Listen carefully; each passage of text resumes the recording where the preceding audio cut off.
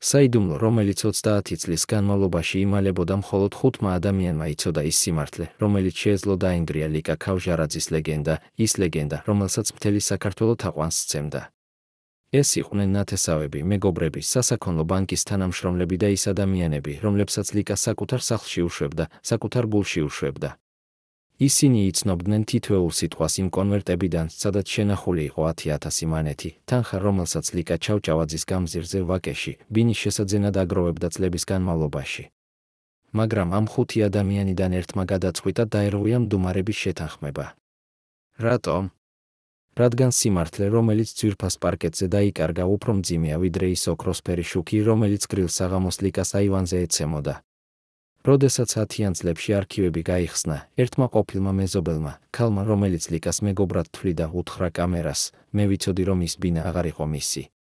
ვიცოდი, ვინ ხელმოწერდა დოკუმენტებს ლიკას სახელით. მაგრამ შიშით ვიყავი სავსე, შიშით, რომ თუ ვიტყოდით, ჩემი ოჯახიც დაიკარგებოდა იმ სისტემაში, სადაც ერთი ხელმოწერა საკმარისი იყო ყველაფრის წასართმევად. ვინ იყვნენ ეს 5 ადამიანი? რატომ მოუხდათ მათ წლების განმავლობაში დუმილი? და რა იყო ის ფასი, რომელიც ქართული კინოს ლეგენდამ გადაიხადა იმისთვის, რომ თავისი ოცნების ბინაში ცხოვრებოდა, ბინაში, რომელიც, როგორც აღმოჩნდა, არასოდეს ყოფილა მისი. ის ფასი, რაც ლიკამ გადაიხადა, არ იყო მხოლოდ ფინანსური. ის იყო ღალატი მათგან, ვისაც ყველაზე მეტად ენდობოდა. ჩავჭავაძის გამზირი 1976 წელს. ლიკა ქავჟარაძე, უკვე აღიარებული მსახიობი რუსთაველის თეატრიდან, დგას ვაკეს უბნის სარემონტო ბინის ბალკონზე და უყურებს ქვემოთ მოსიარულე ხალხს. მის ხელში არის კონვერტი, რომელშიც 1000 მანეთია, პირველი 1000 იმ 10,000-დან, რაც სჭირდება კოოპერატივის წევრობისთვის. ამ კონვერტში ჩადებული არ არის მხოლოდ ფული. ეს არის უარი მთაწმინდის რესტორნებში სუფრებზე, უარი იმ ღიმილებზე, რომლებსაც ლიკა მეგობრების შეკრებებზე აჩუქებდა, უარი თვითონ სიცხოვრებაზე იმ ფორმით, როგორც მისი კოლეგები ცხოვრობდნენ. რუსთაველის თეატრში სახელფასო 120 მანეთი იყო. ეს იყო საშუალო შემოსავალი 1960-იან წლებში, ის თანხა, რომელზეც შეიძლებოდა საცხოვრებელი, საკვები და საბუნდოვანი მომავალი. მაგრამ ლიკას უნდოდა არა საბუნდოვანი, არამედ კონკრეტული მომავალი, ბინა ჩავჭავაძის გამზირზე, სადაც ყოველ საღამოს ქალაქის შუქები ჩამოიღვრებოდა და სადაც შეეძლო მის კედლებში შეეგრძნო, რომ მიაღწია რაიმეს, რომ მიაღწია იმას, რასაც მისი დედა ბაკურიანის მიღმა მოსახლე სოფლიდან ვერ მიაღწევდა. მაგრამ 120 მანეთი არ იყო საკმარისი. და აქ იწყება ის ნაწილი ლიკას ცხოვრებისა, რომელსაც საქართველოს პუბლიკა არ იცნობდა, ის ნაწილი, რომელსაც ის იმალავდა აბრეშუმის კაბის ქვეშ, როდესაც ფილმის გადაღებებზე გამოჩნდებოდა, ან როდესაც თეატრში პრემიერაზე დარბაზი მას უკრავდა. ლიკა იწყებს კერძო კონცერტებს, ის კონცერტები, რომლებსაც თეთრი არ ჰქონდათ, რომლებიც არ აისახებოდა სახელმწიფო აღრიცხვაში, მაგრამ რომლებიც იხდიდა 2000-დან 5,000 მანეთამდე ერთ საღამოზე. ეს იყვნენ ცეხოვნების ქორწილები, იმ ადამიანების ქორწილები, ვინც სრკის ჩრდილში ქმნიდა პარალელურ ეკონომიკას, ვინც კიდდა იმას, რაც სახელმწიფო მაღაზიებში არ იყო და ვისაც სჭირდებოდა გასართობი, რომელსაც მხოლოდ ლიკას ხმა და სილამაზე შეეძლო უზრუნველყოფა. 2,000 მანეთი ერთ საღამოზე, როდესაც მასწავლებელი მთელი წელი აგროვებდა 180 და ფიქრობდა, რომ კარგად ცხოვრობდა. ლიკა ერთ ღამეში შოულობდა იმას, რაც სხვას 11 თვე სჭირდებოდა. ლიკა ერთ საღამოში აგროვებდა იმას, რაც მასწავლებელს 11 თვეში უნდა შეეგროვებინა. და ამას იმალავდა პარტიული კომიტეტისგან, იმალავდა კოლეგებისგან, იმალავდა თვით საკუთარი მშობლებისგან. მაგრამ ხომ ფული რაღაცას ღირს? ხომ ფულით ყიდულობ უსაფრთხოებას, სტატუსს, სიმშვიდეს? ლიკა ამას სწამდა იმ დღემდე, როდესაც 1991 წელს კარზე დააკაკუნეს იმ ადამიანებმა, ვისაც ის ოჯახად თვლიდა. აქ დგას ის კითხვა, რომელზეც ამ ამბის პასუხი უნდა გავცეთ, აქვს თუ არა ფულს მეხსიერება. იმ ახსოვრებს თუ არა 10,000 მანეთი იმას, ვინ მოიპოვა ის. და აძლევს თუ არა ის უფლებას, რომ ის ადამიანი, ვინც მას შეინახა, დარჩეს იმ კედლებში, რომლებზეც ოცნებობდა? 1979 წელი. ნატვრის ხე ფილმი, რომელმაც შექმნა ლიკა ქავჟარაძის ლეგენდა, იწყებს ჩვენებას საქართველოს კინოთეატრებში. ლიკა აღარ არის მხოლოდ თეატრის მსახიობი, ის არის კინოს სახე, ის სახე, რომელსაც თბილისის, ქუთაისის, ბათუმის ქუჩებში ხალხი ეხლა ამოიცნობს და რომელსაც ქართული კულტურის ნაწილად აღიქვამს. მაგრამ ლიკას სახლში, ჩავჭავაძის გამზირზე, ამ სახის უკან მალული არის სხვა რეალობა. ეს არის ის ბინა, რომელსაც ლიკა ახლახან დაასრულა იმით, რომ შეიძინა კოოპერატივის უფლება, გადაიხადა 10,000 მანეთი და ახლა აწყობს იმ ინტერიერს, რომელიც უნდა ემსგავსებოდა ევროპულ ელეგანტობას, რომელსაც სრგში ოფიციალურად აკრძალულად თვლიდნენ, მაგრამ რომელიც ყველა ელიტის წარმომადგენელი ფარულად ისურვებდა. პარკეტი, რომელიც ლიკამ თბილისის ხის ბაზრობიდან შეიძინა, არ იყო ჩვეულებრივი პარკეტი. ეს იყო მუქი, სქელი, დალესილი მასალა, რომელსაც სასახლეებში იყენებდნენ, ის ფუფუნება, რომელიც საბჭოთა რესპუბლიკაში მხოლოდ სპეკულანტების საშუალებით მიიღებოდა. ლიკამ გადაიხადა 1500 მანეთი მხოლოდ იატაკისთვის, იმ თანხით, რომლითაც შეიძლებოდა 2 კარგი ავტომობილის ნაწილის შეძენა. და ყოველი დილით, როდესაც ის ამ იატაკზე გაივლიდა, იგრძნო, რომ მიაღწია რაღაცას, რომ მიაღწია იმ სტატუსს, რომელსაც მხოლოდ პარტიის ხელმძღვანელობა ან განსაკუთრებული პრივილეგიების მქონე მეცნიერები ფლობდნენ. მაგრამ ეს სტატუსი მოითხოვდა გარკვეულ პირობებს. პირველი პირობა იყო დუმილი იმის შესახებ, საიდან მოდიოდა ფული. ლიკა არ უთხრა რუსთაველის თეატრის დირექციას იმის შესახებ, რომ ის ატარებდა კერძო კონცერტებს ცეხოვნების ქორწილებზე. თუ ამის თქმა გაბედავდა, პარტიული კომიტეტი დაუწყებდა გამოძიებას იმის შესახებ, თუ როგორ ღებულობდა შეუღლებელ შემოსავალს ის ადამიანი, რომელიც თითქოს და საბჭოთა სისტემის თანამშრომელი იყო. და მაშინ ყველაფერი დაიკარგებოდა, როლები, რეპუტაცია, თავად ის ბინა, რომლისთვისაც იგი იბრძოდა. მეორე პირობა იყო მუდმივი მხარდაჭერა იმ ადამიანებისგან, ვინც ლიკას ეხმარებოდა ფულის გადარიცხვაში, დოკუმენტების შევსებაში, ბანკებთან ურთიერთობაში. ეს იყვნენ შორეული ნათესავები, ის ნათესავები, რომლებიც ლიკას ძლივს იცნობდა, მოხუცი ბიძა, რომელიც მუშაობდა სახელმწიფო ბანკში, მისი ცოლი, რომელსაც კავშირი ჰქონდა სამშენებლო კოოპერატივებთან, და ერთი ახალგაზრდა ბიძის ძმისშვილი, რომელიც თითქოს და ლიკას დახმარებოდა ყველა ბიუროკრატიულ საკითხში. ლიკა მათ ენდობოდა. რატომ არ უნდა ენდო? ისინი იყვნენ ოჯახი და საქართველოში ოჯახი იყო ყოველივე. ოჯახის გარეშე შენ არაფერი ხარ, არც შენს უფლებებს დაიცავ, არც შენს ქონებას შეინახავ, არც შენს ბავშვებს დაიცავ. ლიკა ფიქრობდა, რომ ამ ადამიანების დახმარებით ის იცავს თავის მომავალს. მაგრამ არც ერთი მათგანი არ უთხრა მას სიმართლე.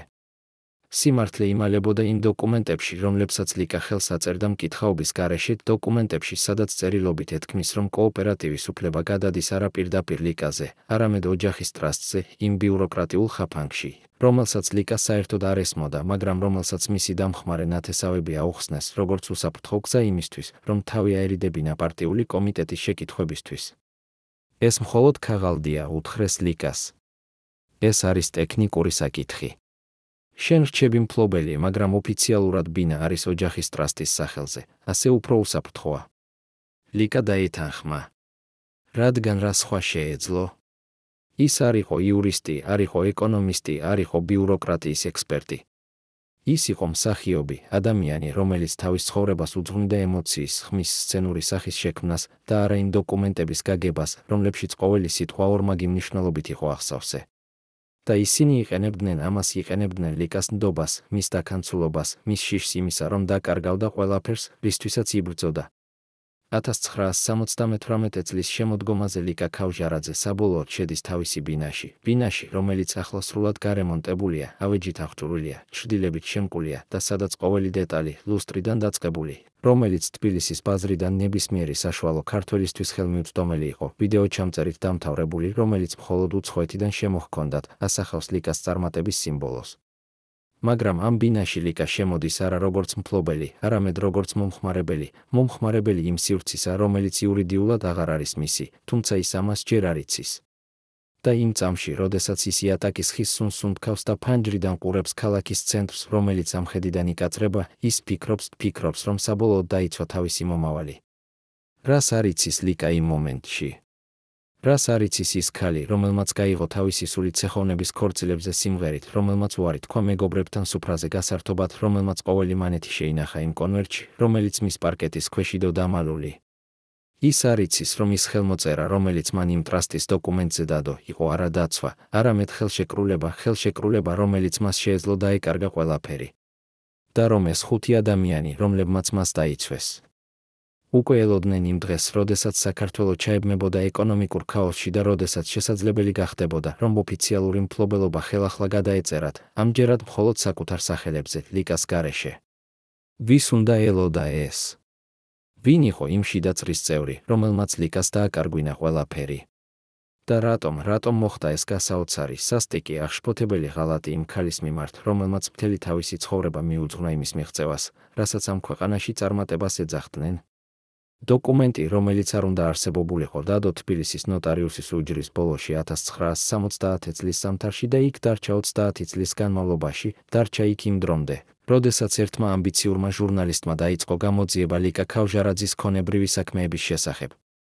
ის დოკუმენტი იყო მაშინდელი სასაქონლო ბანკის შიდა მიმოწერა, სადაც წერილობით ფიქსირდება, რომ კოოპერატივის ოფიციალურ მფლობელად აღარ რიცხულა ლიკა ქავჟარაძე, არამედ მისი შორეული ბიძა, გიორგი ჩიქოვანი, ბანკის უფროსი ოპერატორი, რომელსაც ლიკა მხოლოდ ახალ წელს ხვდებოდა და რომელიც, ლიკას აზრით, უბრალოდ ეხმარებოდა ფინანსურ საქმეებს.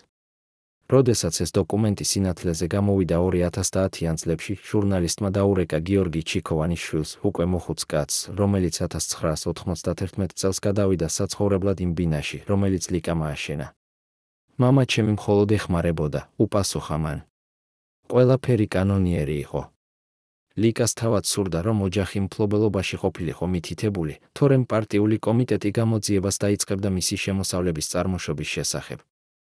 მაგრამ ის, რაც კანონიერი იყო ქაღალდზე, არ იყო კანონიერი რეალურად, რადგან ლიკა არასოდეს იცოდა, რომ ამ დოკუმენტის ხელმოწერით ის კარგავდა უფლებას თავის ბინაზე.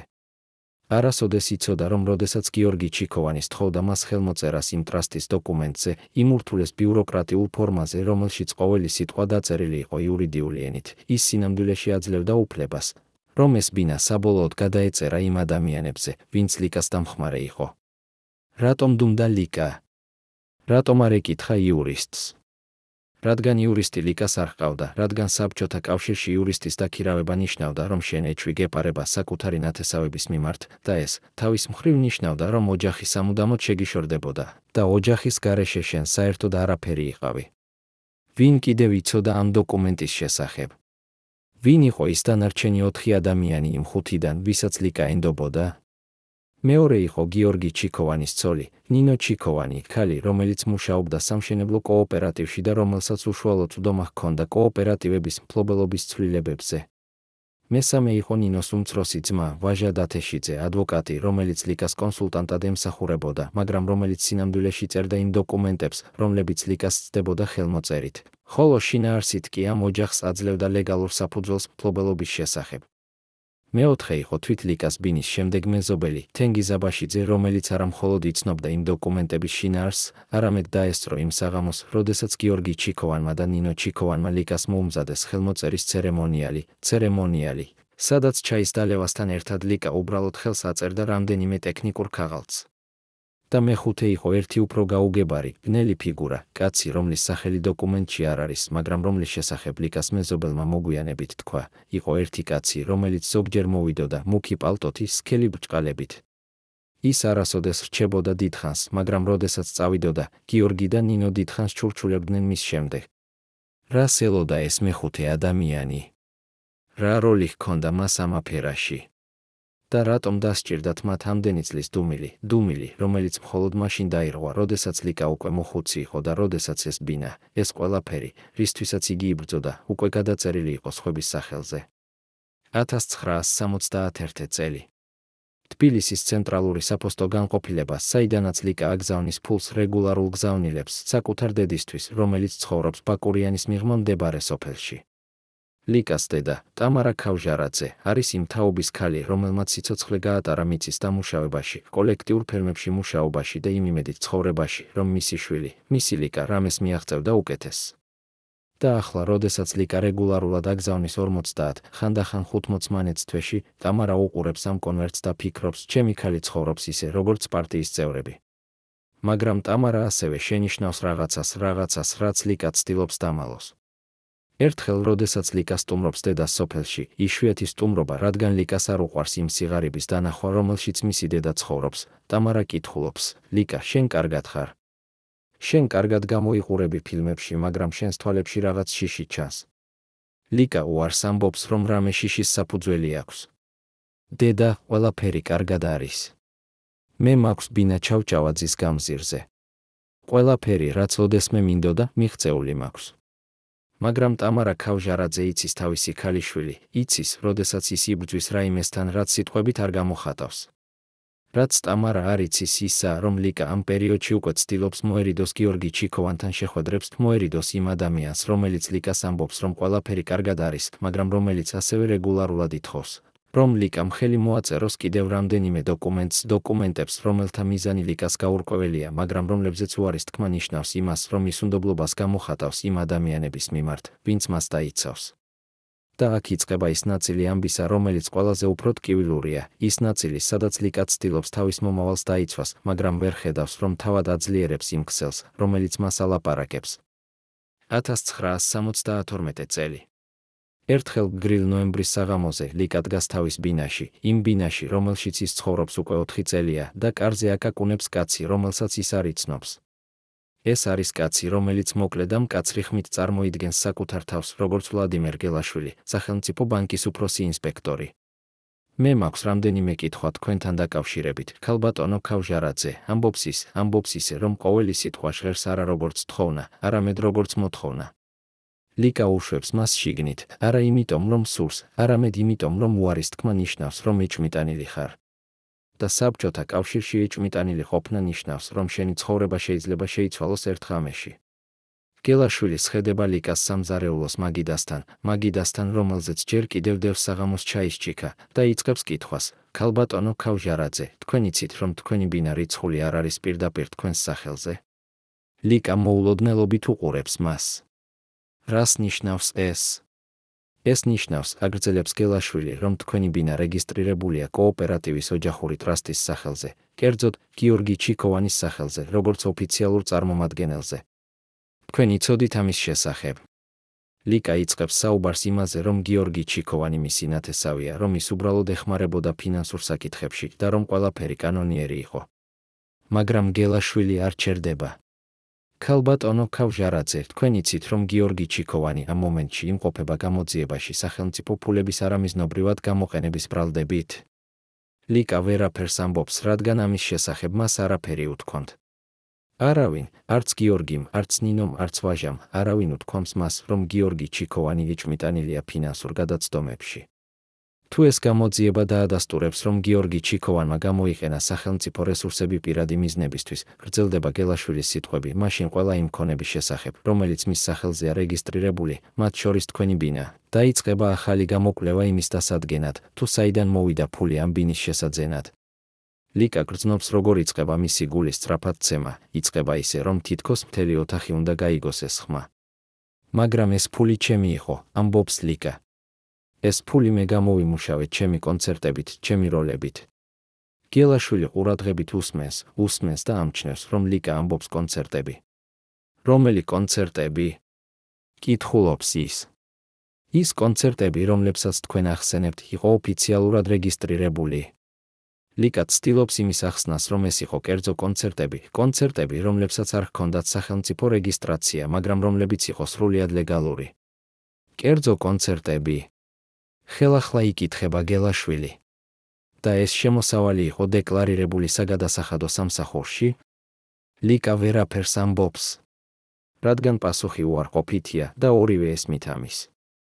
გელაშვილი დგება. ქალბატონო ქავჟარაძე, მე გირჩევთ, რომ დაუკავშირდეთ იურისტს და გააკეთოთ ყველაფერი იმისთვის, რომ დაადასტუროთ თქვენი შემოსავლის წყარო. წინააღმდეგ შემთხვევაში თქვენს ბინას შეიძლება ჩაითვალოს საეჭვო ფინანსური ოპერაციების შედეგად შეძენილად. ის ტოვებს ლიკას, ტოვებს იმ ქალს, რომელმაც მთელი თავისი ცხოვრება გაატარა იმის მიღწევაში, რაც ახლა ერთი საუბრის შემდეგ როვევა. ვინ იყო ვლადიმერ გელაშვილი? რატომ მოვიდა ის ლიკასთან სწორედ იმ მომენტში? და ვინ აცნობა მას იმ ინფორმაციას, რომ ლიკა ქავჟარაძეს პრობლემა ჰქონდა თავის ბინასთან? ხომ არ იყო ეს სწორედ იმ მეხუთე ადამიანის იმ ბნელი ფიგურის როლი, რომელსაც ლიკას მეზობელი ახსენებდა? ხომ არ იყო ეს? სწორედ ის ხრიკი, რომლითაც გიორგი ჩიქოვანის ოჯახი აპირებდა ლიკას დაშინებას იმისთვის, რომ ლიკა საბოლოოდ თანხმდებოდა იმაზე, რაც უკვე მოხდა, რომ ბინა არ იყო მისი. გელაშვილის ვიზიტის შემდეგ ლიკა უკვე ვეღარ ცდილობს იმ სივრცეში, რომელიც უნდა ყოფილიყო მისი თავშესაფარი, მაგრამ რომელიც ახლა მისთვის გრძნობს როგორც ციხე. ის უკავშირდება გიორგი ჩიქოვანს, უკავშირდება ტელეფონით და კითხულობს მას იმის შესახებ, რაც მოხდა. გიორგი ცდილობს დამშვიდებას. ლიკა, ეს არის ტექნიკური საკითხი. გელაშვილი უბრალოდ ცდილობს შიშის გამოწვევას. ყველაფერი კარგად არის. ჩვენ გვაქვს ყველა დოკუმენტი, რომელიც ადასტურებს, რომ ბინა შენია. მაგრამ ლიკა ახლა კითხულობს იმას, რასაც წინათ არ კითხულობდა. გიორგი, რატომ არ არის ბინა პირდაპირ ჩემს სახელზე? რატომ არის ის ტრასტზე? გიორგი კვლავ იმეორებს იმ სიტყვებს, რომელსაც ლიკა წლებია ესმოდა. ეს არის უსაფრთხოების გამო. ეს იყო ერთადერთი გზა იმისთვის, რომ თავიდან ავეცილებინეთ პარტიული კომიტეტის შეკითხვები შენი შემოსავლების შესახებ. მაგრამ ახლა ლიკა შენიშნავს რაღაცას, რაც წინათ არ შენიშნა. გიორგის ხმა არ ჟღერს დამშვიდებლად. ის ჟღერს დაცვითად, თითქოს თვითონ გიორგი ცდილობს რაღაცის დამალვას. ლიკა მიდის ადვოკატთან, იმ ადვოკატთან, რომელიც არ არის ვაჟა დათეშიძე, რადგან ლიკა უკვე ეჭვი შეიტანა იმ ოჯახის ყველა წევრის მიმართ. ის მიდის დამოუკიდებელი იურისტთან, ადამიანთან, რომელსაც არ აქვს კავშირი ჩიქოვანების ოჯახთან.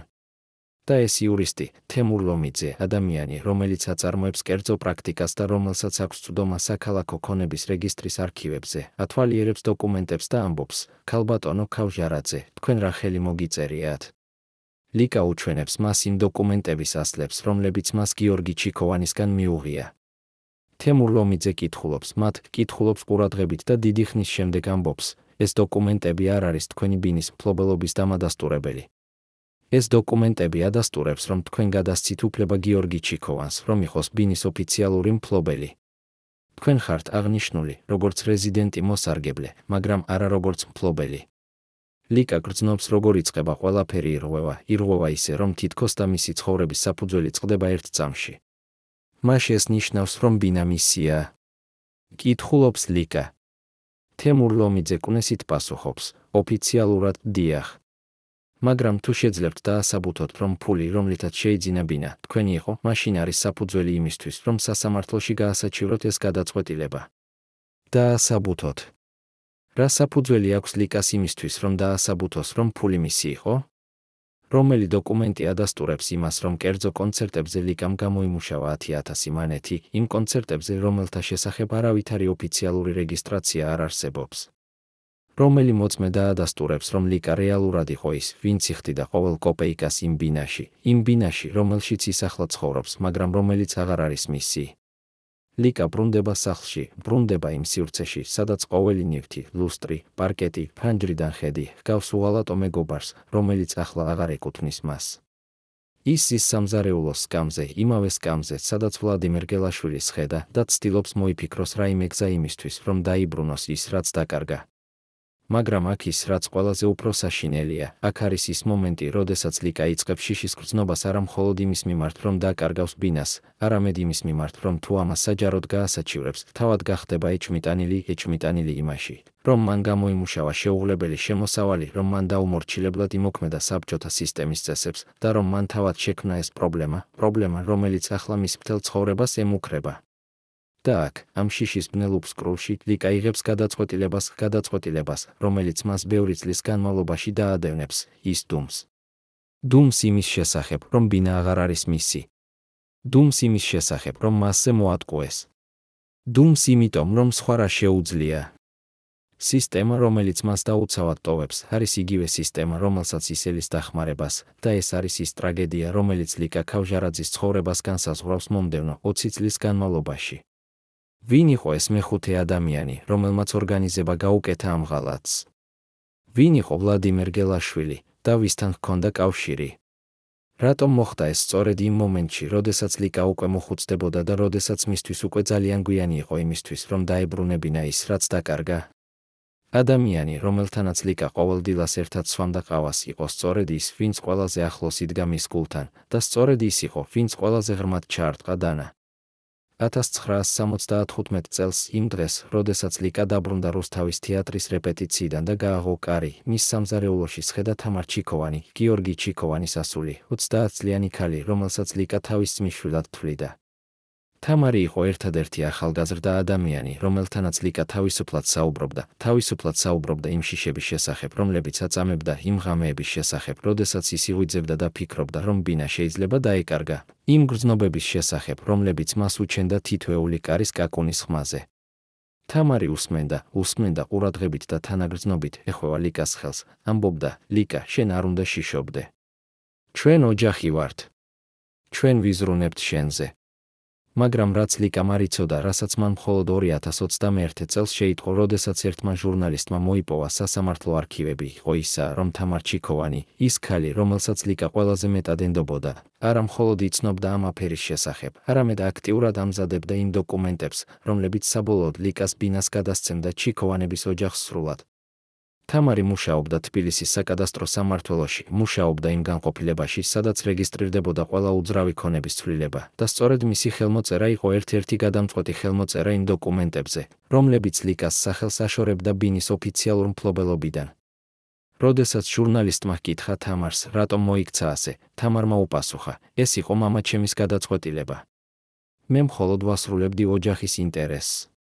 ლიკა მოხუცდებოდა. ის არ იცოდა, როგორ უნდა ემართა ქონება. ჩვენ ვაპირებდით მის დაცვას. მაგრამ დაცვა, რას ნიშნავდა ეს? რას ნიშნავდა ეს იმ ქალისთვის, რომელსაც ლიკა ყოველდღე ეხვეოდა, რომელსაც ლიკა უამბობდა ყველაზე პირად შიშებს, რომელსაც ლიკა უზიარებდა იმ ფიქრებს, რომლებსაც სხვებს არ უზიარებდა.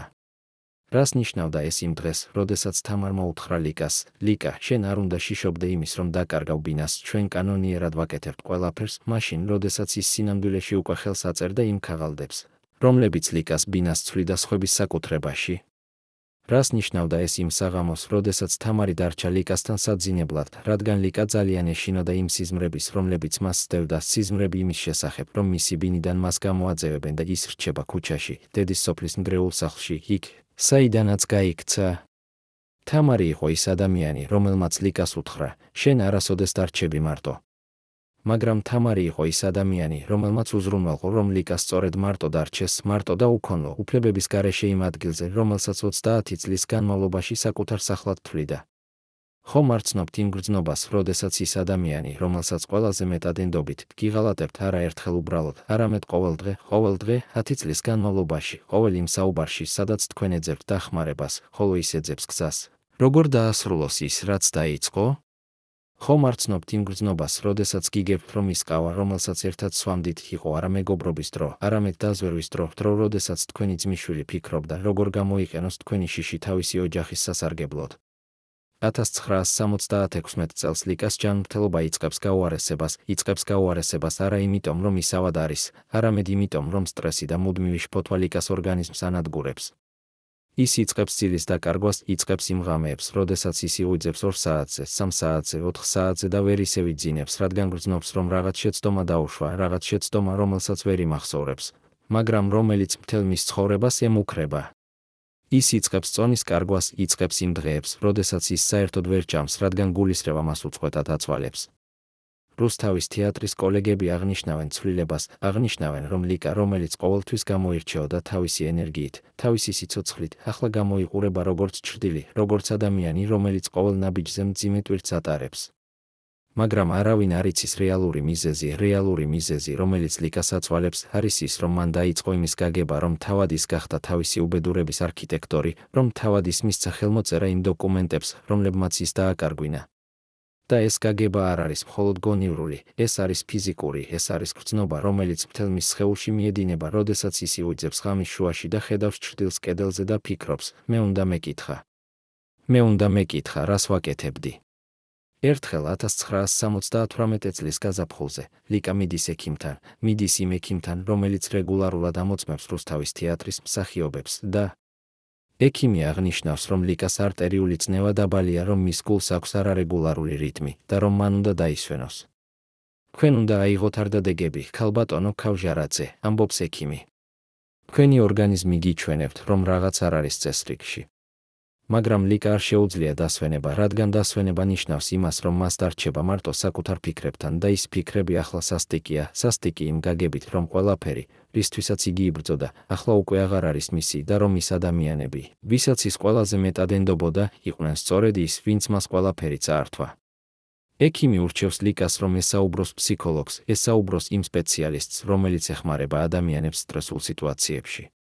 მაგრამ ფსიქოლოგთან მისვლა საბჭოთა კავშირში ნიშნავს იმას, რომ შენ აღიარებ, რომ სუსტი ხარ, აღიარებ, რომ ვერ უმკლავდები ცხოვრებას და ეს, თავის მხრივ შეიძლება გახდეს ბარიერი კარიერაში. რადგან პარტიული კომიტეტი ყოველთვის ამოწმებს იმ ადამიანების ფსიქოლოგიურ ჩანაწერებს, რომლებიც სახელმწიფო თანამშრომლები არიან. ლიკა უარს ამბობს ფსიქოლოგზე, უარს ამბობს და ცდილობს თავად გაუმკლავდეს იმ სიმძიმეს, რომელიც მის მხრებზე დგას.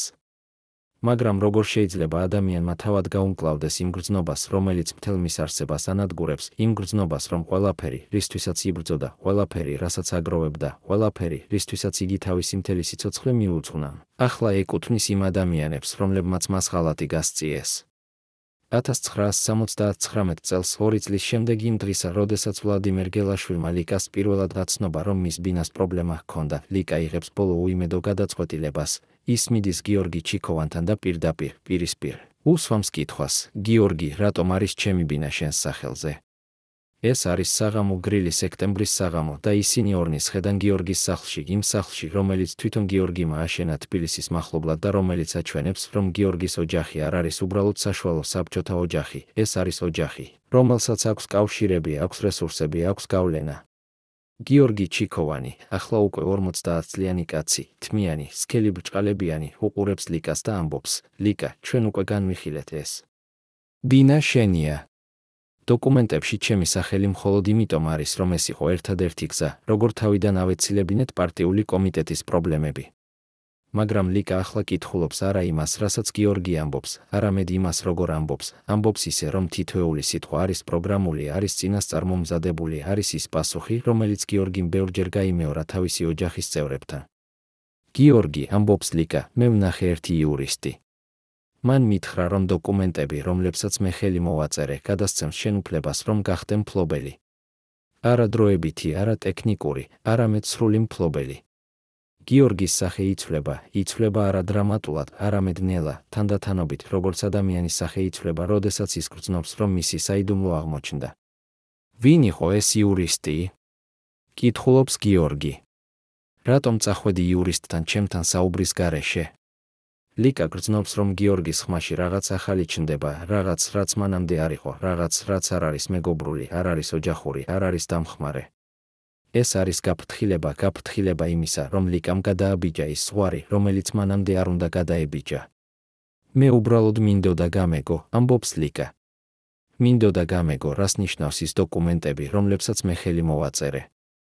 გიორგი ჩიქოვანი დგება ნელა და მიდის ფანჯრისკენ, უყურებს ქვემოთ, სადაც მისი ბაღია, სადაც მისი ორი შვილი თამაშობს და ამბობს: ლიკა, შენ იცი რა არის პრობლემა შენთან? შენ ყოველთვის იყავი ძალიან დობით ახსავსე. ძალიან ღია. ძალიან მზად, რომ ყველას დაენდო. და ეს არის შენი უზარმაზარი სისუსტე, რადგან ამ ქვეყანაში, ამ სისტემაში, დობა არის ის, რაც შენ კლავს. ლიკა გრძნობს, როგორ იღებს მთელი მისი სხეული დინებას, რომელიც არის ერთდროულად შიში და რისხვა, ერთდროულად უიმედობა და გაგება. მაშ ეს იყო მთელი აზრი. კითხულობს ლიკა. მთელი ეს დახმარება, მთელი ეს ოჯახური მხარდაჭერა, მთელი ეს ჩვენ გიცავთ შენ, ყველაფერი ეს იყო იმისთვის, რომ წამართვა ბინა. გიორგი ბრუნდება და უყურებს ლიკას პირდაპირ თვალებში და ამბობს: ლიკა, არავინ არ გართმევს ბინას. შენ კვლავ ცხოვრობ იქ. შენ კვლავ იყენებ იმ სივრცეს. მაგრამ ოფიციალურად დიახ, ბინა ჩვენია. რადგან ჩვენ ვართ ის ოჯახი, რომელმაც შენ დაგიცვა იმ დროს, როდესაც შენ ვერ იცავდი საკუთარ თავს.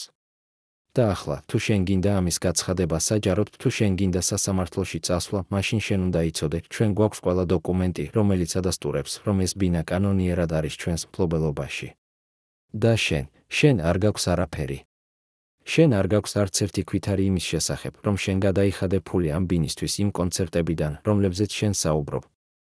რადგან ის კონცერტები, ის კერძო კონცერტები, არასოდეს არსებობდა ოფიციალურად. და თუ შენ ახლა ამბობ, რომ ისინი არსებობდნენ, მაშინ შენ აღიარებ, რომ შენ იყავი სპეკულანტი და სპეკულანტობა საბჭოთა კავშირში არის სისხლის სამართლებრივი დანაშაული. ეს არის ის მომენტი, როდესაც ლიკა გრძნობს, რომ ყველაფერი, რასაც ის მიიჩნევდა თავის სიმძლავრედ, მისი შრომა, მისი ნიჭი, მისი გულმოდგინება, ახლა არის სწორედ ის, რაც მას ანადგურებს. რადგან იმ ფულმა, რომელიც მან გამოიმუშავა, არ ჰქონდა თეთრი, არ ჰქონდა ოფიციალური დოკუმენტაცია და ეს ნიშნავს, რომ ლიკა არ შეუძლია დაამტკიცოს თავისი უფლება იმაზე, რისთვისაც მან მთელი სიცოცხლე მიუძღვნა. გიორგი ჩიქოვანი კვლავ უახლოვდება ლიკას, უახლოვდება და ხელს უდებს მის მხარზე, ხელს უდებს ისე, როგორც ოჯახის წევრი უდებს ხელს, როდესაც ცდილობს დამშვიდებას. ლიკა, ამბობს ის, შენ ჩემთვის როგორც და იყო და როგორც ოჯახის წევრი. და მე არასოდეს არ მინდა, რომ შენ იტანჯო. მაგრამ შენ უნდა გაიგო, ამ ქვეყანაში, ამ სისტემაში გადარჩენა ნიშნავს იმას, რომ შენ იყო ძლიერი. და შენ ყოველთვის იყავი ძალიან რბილი. ძალიან კეთილი. ძალიან მზად, რომ ყველას დაენდო. და ეს არის ის, რაც შენ დაგაკარგვინა ყველაფერი. ლიკა ტოვებს გიორგის სახლს, ტოვებს ისე, რომ ვეღარც ერთი სიტყვის თქმა შეუძლია, რადგან მისი ხელი შეკრულია იმ გრძნობით, რომელიც არის ერთდროულად ტირილი და ყვირილი, ერთდროულად უიმედობა და რისხვა. ის ბრუნდება თავის ბინაში, იმ ბინაში, რომელიც ახლა აღარ არის მისი და ზის იმ სამზარეულოს მაგიდასთან, სადაც თამარ ჩიქოვანი მის გვერდით ზის და ფიქრობს, როგორ მოვედი აქამდე. როგორ დაუშვი, რომ ჩემი ცხოვრება გახდეს ეს. რას იგრძნობთ იმ დღეს, როდესაც შეიტყობთ, რომ თქვენი ყველაზე ახლო ადამიანი, რომელსაც თქვენ ყოველდილას ეხვეოდით, არის სწორედ ის, ვინც გლოვთ თქვენს დამარცხებას. რას იგრძნობთ იმ მომენტში, როდესაც აღმოაჩენთ, რომ თქვენი ოჯახი, ის ოჯახი, რომელსაც თქვენ ენდობოდით, სინამდვილეში იყო ორგანიზებული ჯგუფი, რომელიც გეგმავდა თქვენი ქონების გადაცემას საკუთარ თავზე? 1991 წელს, 12 წლის შემდეგ გიორგი ჩიქოვანთან იმ საუბრის შემდეგ საბჭოთა კავშირი იშლება და საქართველო ხდება დამოუკიდებელი სახელმწიფო. ეს არის დრო, როდესაც ყველაფერი იცვლება ისე სწრაფად, რომ ადამიანები ვერ ასწრებენ გააცნობიერონ რა ხდება. ბანკები ინგრევა ისე, რომ ის ადამიანები, ვინც მთელი სიცოცხლე აგროვებდნენ თანხას სასაქონლო ბანკში, რჩებიან ერთ ღამეში უქონლობაში. ფული კარგავს ღირებულებას, კარგავს ისე, რომ ის, რაც წინა დღეს იყო საკმარისითვის სარჩოსთვის, ახლა საკმარისი არ არის პურის შესაძენად. სისტემა, რომელიც ლიკას ჰპირდებოდა უსაფრთხოებას, ახლა აღარ არსებობს და ლიკა რჩება იმ ბინაში, რომელიც ოფიციალურად აღარ არის მისი, მაგრამ სადაც მას ჯერ კიდევ ცხოვრება შეუძლია, რადგან გიორგი ჩიქოვანს ჯერ კიდევ არ უნდა მისი გაძევება, რადგან ეს შეიძლება გახდეს საჯარო სკანდალი.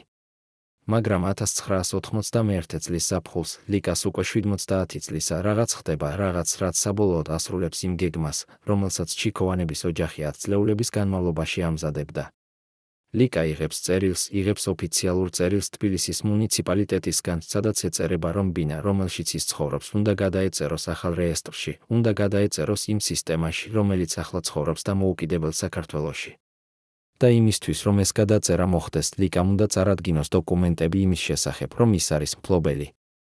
მაგრამ ის დოკუმენტები, რომლებიც ლიკას აქვს, ამბობს, რომ მფლობელი არ არის ლიკა, არამედ გიორგი ჩიქოვანი, და აქედან გამომდინარე, ბინა უნდა გადაეწეროს გიორგი ჩიქოვანის სახელზე ახალ რეესტრში.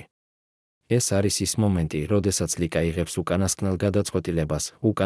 უიმედო გადაწყვეტილებას, ის მიდის ადვოკატთან, ახლა უკვე დამოუკიდებელი საქართველოს ადვოკატთან და ცდილობს გაასაჩივროს ეს გადაწყვეტილება. ის ცდილობს დაამტკიცოს, რომ ბინა მისია, რომ ფული, რომლითაც ეს ბინა შეიძინა, იყო მისი ფული და რომ გიორგი ჩიქოვანმა უბრალოდ გამოიყენა მისი ნდობა იმისთვის, რომ ქონება საკუთარ სახელზე გადაეწერა. მაგრამ ადვოკატი, ახალგაზრდა კაცი, რომელიც უკვე ცხოვრობს ახალ რეალობაში, სადაც კანონები ყოველდღე იცვლება, უყურებს ლიკას და ამბობს: ქალბატონო ქავჟარაძე, თქვენი პრობლემა არის ის, რომ თქვენ არ გაქვთ არც ერთი დოკუმენტი, რომელიც ადასტურებს თქვენს შემოსავალს იმ პერიოდში, როდესაც ბინა იყიდა. თქვენ ამბობთ, რომ გქონდათ კერძო კონცერტები, მაგრამ როგორ შეგიძლიათ ამის დამტკიცება? თქვენ ამბობთ, რომ გადაიხადეთ 10,000 მანეთი, მაგრამ საიდან მოვიდა ეს ფული? თქვენ ამბობთ, რომ გიორგი ჩიქოვანმა მოგატყუათ, მაგრამ დოკუმენტები, რომლებსაც თქვენ ხელი მოაწერეთ, ამბობს, რომ თქვენ თანახმა იყავით იმაზე, რომ ბინა ოჯახის ტრასტის სახელზე ყოფილიყო. ლიკა ცდილობს ახსნას, რომ მას არ ესმოდა იმ დოკუმენტების შინაარსი, რომ მას არავინ აუხსნა რეალური მნიშვნელობა, რომ მას ღალატი გაუწიეს. მაგრამ ადვოკატი ამბობს: ქალბატონო ქავჟარაძე, სამწუხაროდ კანონი არ იცავს იმას, ვინც არ იცოდა. კანონი იცავს იმას, ვისაც აქვს დოკუმენტები. და დოკუმენტები ამბობს, რომ ბინა არ არის თქვენი. ლიკა ტოვებს ადვოკატის ოფისს, ტოვებს ისე, რომ ახლა უკვე იცის, რომ ბრძოლა დასრულდა, რომ ის ბრძოლა, რომელიც მან 10 წლეულების განმავლობაში აწარმოა საკუთარი უფლებების დასაცავად, საბოლოოდ წააგო. ის ბრუნდება თავის ბინაში, რომელიც ახლა უკვე ოფიციალურად გადაწერილია გიორგი ჩიქოვანის სახელზე და ზის იმ სამზარეულოს მაგიდასთან, სადაც ოდესღაც თამარ ჩიქოვანს ეხვეოდა და ფიქრობს, აქ დამთავრდა ჩემი ცხოვრება. აქ დამთავრდა ყველაფერი, რისთვისაც მე ვიბრძოდი. მაგრამ რაც ლიკა არ იცის იმ მომენტში არის ის, რომ მისი ამბავი არ დამთავრდა, რომ მისი ამბავი გაგრძელდება კიდევ 30 წლის შემდეგ, როდესაც ერთი ჟურნალისტი აღმოაჩენს იმ დოკუმენტებს, რომლებიც ამტკიცებს ლიკას სიმართლეს, ამტკიცებს, რომ ლიკა ქავჟარაძე იყო მსხვერპლი ორგანიზებული აფერის და რომ ის ოჯახი, რომელსაც ლიკა ენდობოდა, სინამდვილეში იყო იმ სისტემის ნაწილი, რომელიც ათწლეულების განმავლობაში იყენებდა ადამიანების ნდობას მათი ქონების მოსაპოვებლად. და სწორედ ამიტომ არის ლიკა ქავჟარაძის ამბავი ტრაგიკული, რადგან ის არ არის მხოლოდ ერთი ქალის ამბავი, რომელმაც დაკარგა თავისი ბინა, ეს არის ამბავი თაობის შესახებ, რომელმაც დაკარგა თავისი უფლებები იმ სისტემაში, რომელიც მათ პირდებოდა დაცვას, მაგრამ რომელიც სინამდვილეში მათ ტოვებდა უმწეოდ და უსაფუძვლოდ ტოვებდა იქ, სადაც ნდობა იყო არა ძალა, არამედ სისუსტე და სადაც ოჯახი იყო არა თავშესაფარი, არამედ ხაფანგი. რამდენი ადამიანი კარგავს საკუთარ სახლს არა იმიტომ, რომ არ იმუშავა, არამედ იმიტომ, რომ ენდო იმათ, ვინც არ უნდა ენდო? დოკუმენტი, რომელიც არ უნდა არსებობულიყო, დოკუმენტი, რომელსაც თითქმის 40 წლის განმავლობაში ეძებდნენ იურისტები, ჟურნალისტები, თვითონ ლიკას მეგობრები, დევდა თბილისის მუნიციპალური არქივის ერთ-ერთ შენობის სარდაფში, ქაღალდის ყუთში, რომელზეც წერია 1972 წლის კოოპერატივების რეგისტრაცია, ვაკე.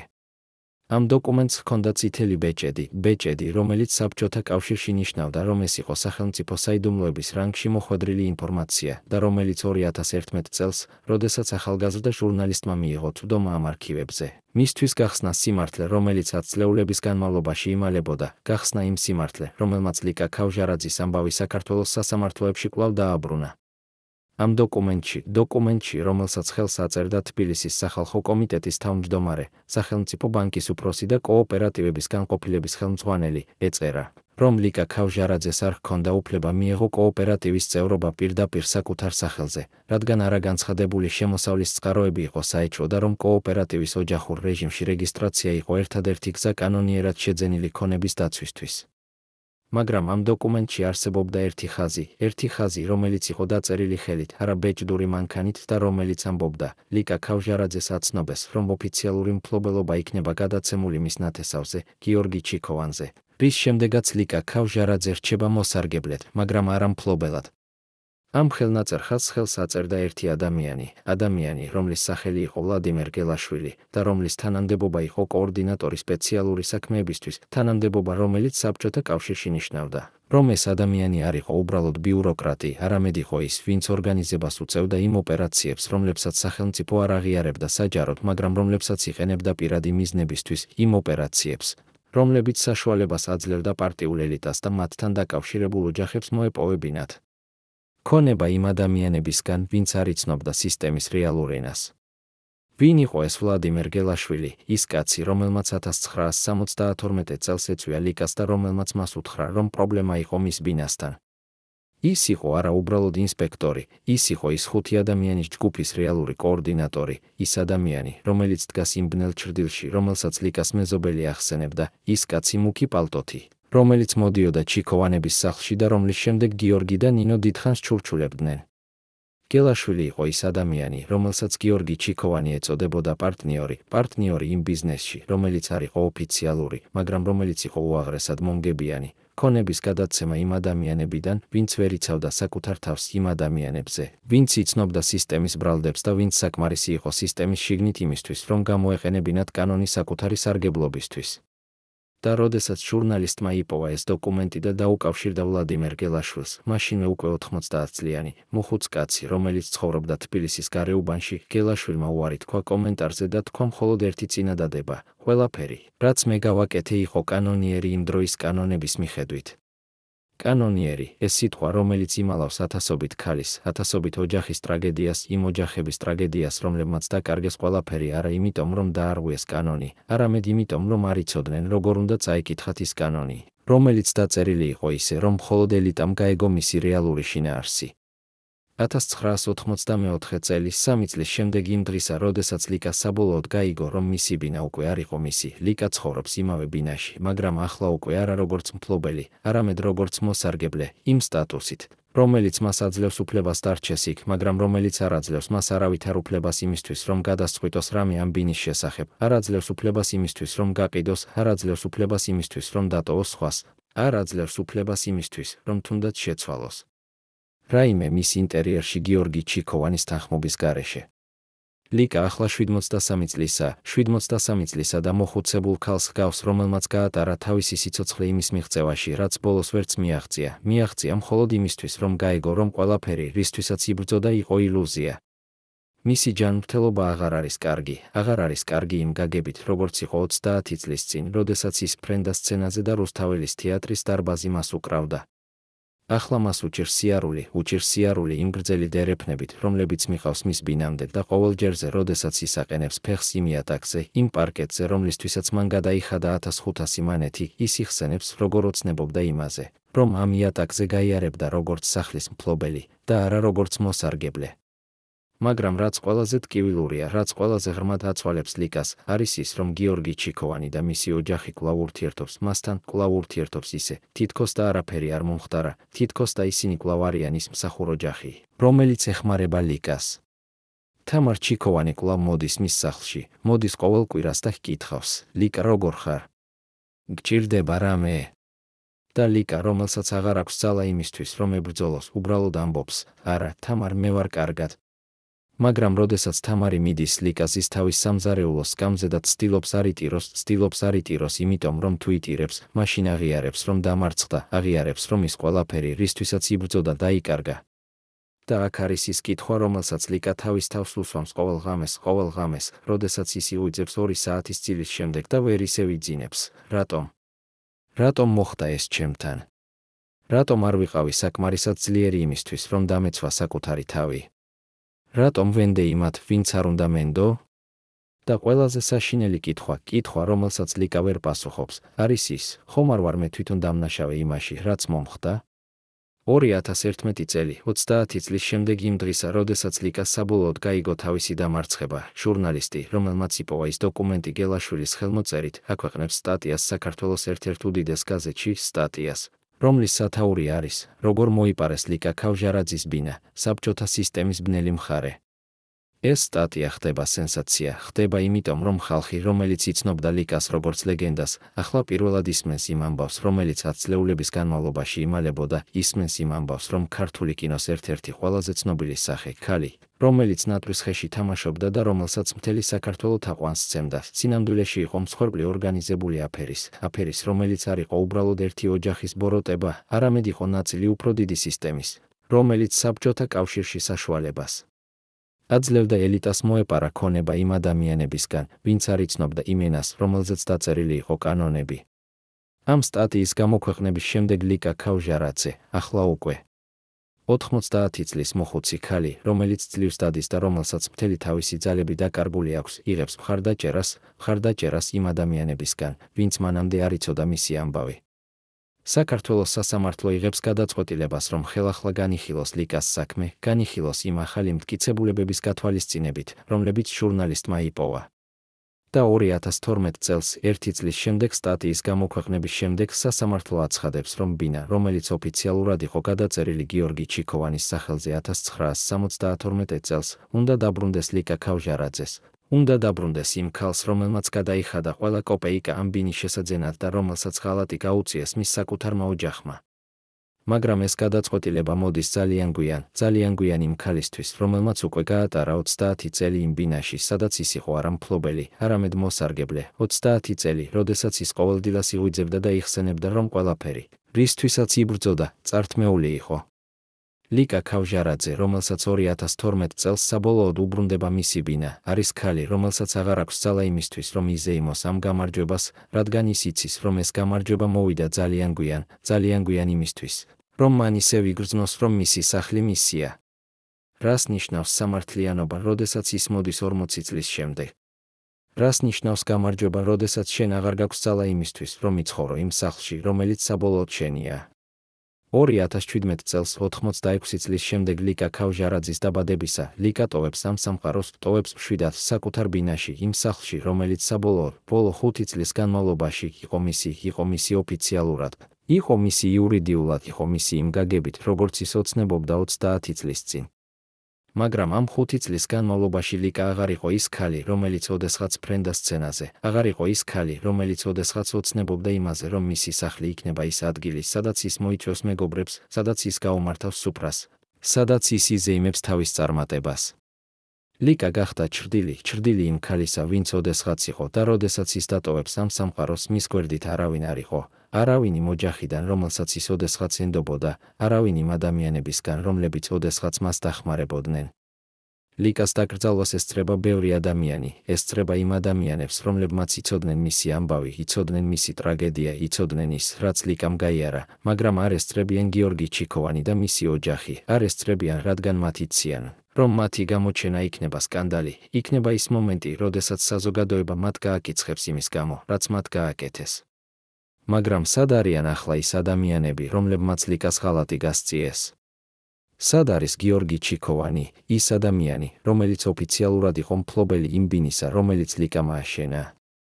გიორგი ჩიქოვანი დატოვა ამ სამყაროს 2019 წელს, დატოვა მშვიდად 86 წლის ასაკში, თავის საკუთარ სახლში, იმ სახლში, რომელიც მან ააშენა თბილისის მახლობლად და რომლის შესაძენად გამოიყენა ფული, რომელიც, როგორც სასამართლო მტკიცებულებები ვარაუდობენ, მოვიდა არა მხოლოდ მისი საკუთარი შრომიდან, არამედ ასევე იმ აფერებიდან, რომელშიც ის მონაწილეობდა. გიორგი ჩიქოვანის შვილები, თამარ ჩიქოვანი და მისი ძმა, ახლა ცხოვრობენ საქართველოში, მაგრამ არა თბილისში. ისინი გადავიდნენ კახეთში, სადაც ისინი მართავენ მცირე ბიზნესს და სადაც ისინი ცდილობენ, რომ დაივიწყონ იმ ამბავზე, რომელიც მათ ოჯახის სახელს დააკარგვინა.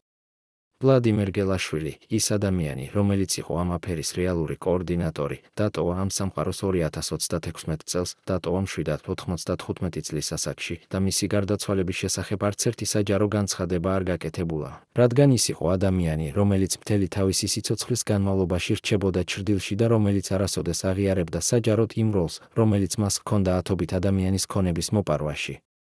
ისინი ყველა მშვიდად დატოვეს ეს სამყარო, მშვიდად, რადგან მათ არასოდეს აღიარეს საჯაროდ ის, რაც გააკეთეს და რადგან საბჭოთა სისტემა, ის სისტემა, რომელიც მათ საშუალებას აძლევდა აეფერებინათ ადამიანები, აღარ არსებობდა იმ ფორმით, რომელშიც ის ოდესღაც იყო და ახალი საქართველოს სისტემა, რომელიც ცდილობს იყოს სამართლიანი, მოვიდა ძალიან გვიან იმისთვის, რომ ნამდვილი სამართლიანობა აღსრულებულიყო. და აქ არის ის კითხვა, რომელსაც საქართველოს საზოგადოება თავისთვის უსვამს ყოველ ჯერზე, როდესაც ისმენს ლიკა ქავჟარაძის ამბავს. რამდენი ადამიანი ცხოვრობს ამ ქვეყანაში, რომლებმაც დაკარგეს საკუთარი სახლი, საკუთარი ქონება, საკუთარი მომავალი იმის გამო, რომ ენდეს იმათ, ვინც არ უნდა ენდო? რამდენი ადამიანი ცხოვრობს იმ ტკივილით, რომელიც ლიკას ჰქონდა, იმ ტკივილით, რომ ყველაფერი, რისთვისაც იბრძოდე, წართმეული იყო მაშინ, როდესაც შენ ყველაზე მეტად ენდობოდი იმათ, ვინც შენ უახლოესი იყო. მეგობრებო, რას ფიქრობთ ლიკა ქავჟარაძის შესახებ? იყო თუ არა ის მსხვერპლი იმ სისტემის, რომელიც საშუალებას აძლევდა ელიტას მოეპარა ქონება უბრალო ადამიანებისგან, თუ იყო ის თვითონ დამნაშავე იმაში, რომ ენდო იმათ, ვინც არ უნდა ენდო? დაწერეთ თქვენი აზრი კომენტარებში, ჩვენთვის მნიშვნელოვანია იმის ცოდნა, ახსოვს თუ არა მას თქვენს ქალაქში, თქვენს ოჯახში, თქვენს მეხსიერებაში. დააჭირეთ ლაიქს, თუ გჯერათ, რომ სიმართლე უნდა ითქვას სიმართლე იმის შესახებ, თუ როგორ იპარება ადამიანების ცხოვრება იმ სისტემებში, რომლებიც პირდებიან დაცვას, მაგრამ რომლებიც სინამდვილეში ტოვებენ მათ უმწეოდ. გამოიწერეთ ჩვენი არხი, რომ მოისმინოთ კიდევ ამბები იმ ადამიანების შესახებ, რომლებმაც ჩვენს თვალწინ შექმნეს ლეგენდა, მაგრამ რომელთა რეალური ცხოვრება იყო უფრო დრამატული, ვიდრე ყველაზე საუკეთესო სცენარი.